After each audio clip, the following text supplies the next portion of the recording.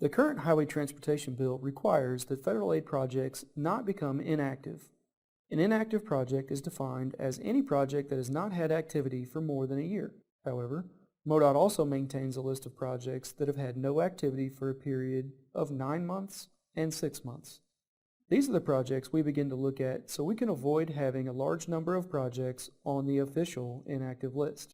MoDOT policy requires an LPA to request reimbursement for any expenses at least once a month. Most of the inactive projects are because an LPA has not requested reimbursement until the end of the project. Audits go as smoothly as how well the documentation on the project was kept. If the documentation is neat, organized, complete, and clear, it'll be a breeze.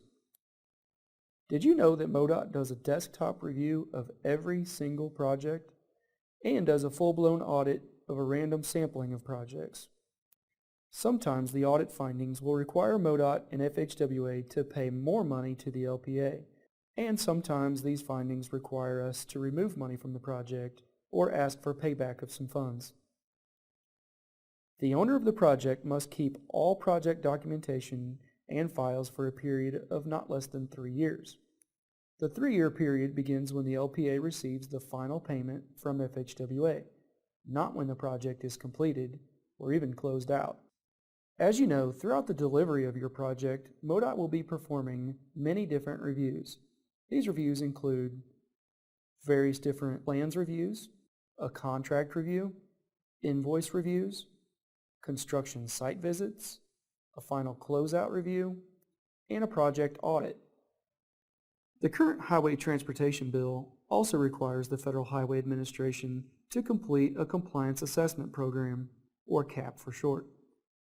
These are annual reviews completed on a random sampling of projects, and the criteria is a risk-based selection of various different parts of the project.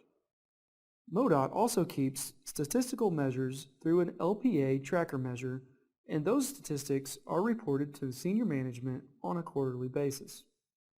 Some of the statistics that we look at are how long it takes to deliver the project, the total change between program project cost and final project costs, was the construction contract completed on time, and the total percent change of the construction contract.